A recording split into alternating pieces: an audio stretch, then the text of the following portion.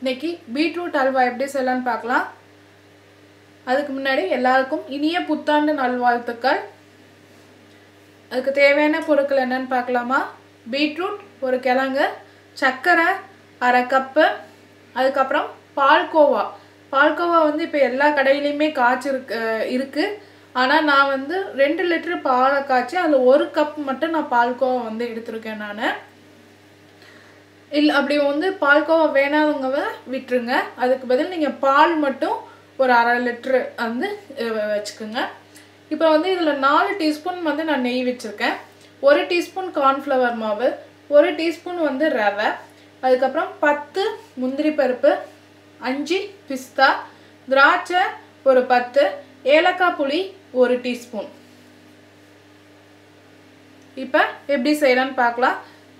அந்த நம்ம ஸ்வீட் ஒரு சில அல்வாவில் வந்து நீங்கள் பால்கோவா போட்டிங்கன்னா கொஞ்சம் வந்து ஸ்வீட் நல்லாயிருக்கும். இது வந்து ஐஸ்கிரீமோடு சாப்பிட்டிங்கன்னா இந்த அல்வா ரொம்ப நல்லாயிருக்கும். அதே மாதிரி கேரட் அல்வாவும் ஐஸ்கிரீமோடு சாப்பிட்டிங்கன்னா, வெனிலா ஐஸ்கிரீமோடு சாப்பிட்டிங்கன்னா ரொம்ப நல்லாயிருக்கும். இப்போ எப்படி செய்யலான்னு பார்க்கலாம். ஃபஸ்ட்டு ஒரு வடைசட்டியில் 1 டீஸ்பூன் நெய் விட்டு முந்திரியும் பிஸ்தாவையும் போட்டு நல்லா வறுத்துக்கலாம். இன்னொரு பேனில் 1/4 டீஸ்பூன் நெய் விட்டு அந்த ரவையை நல்லா வறுத்துக்கலாம். அதுக்கப்புறம் ஒரு 1 டீஸ்பூன் போட்டு நெய் 1 டீஸ்பூன் போட்டு நம்ம அந்த பீட்ரூட்டை நல்லா வதக்கிட்டு அதில் காய்ச்சின பால் 100 ml வந்து இதில் போட்டு அந்த பீட்ரூட்டை நல்லா வேக வச்சுக்கலாம். வேக வச்சதுக்கப்புறம் அதில் நம்ம ரவையை போட்டுக்கலாம். ரவையும் போட்டுட்டு அந்த கார்ன்ஃப்ளவர் மாவில் கொஞ்சோண்டு தண்ணி விட்டு கரைச்சி அதுலேயும் இதை போட்டுட்டு அது நல்லா வெந்ததுக்கப்புறம் அதில் நம்ம சர்க்கரை போட்டுக்கலாம்.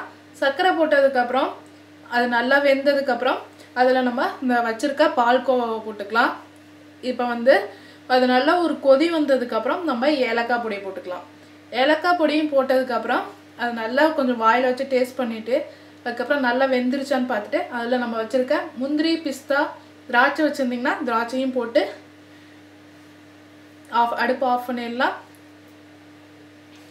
செஞ்சு பாருங்கள். உங்கள் கமெண்ட்ஸை போடுங்க.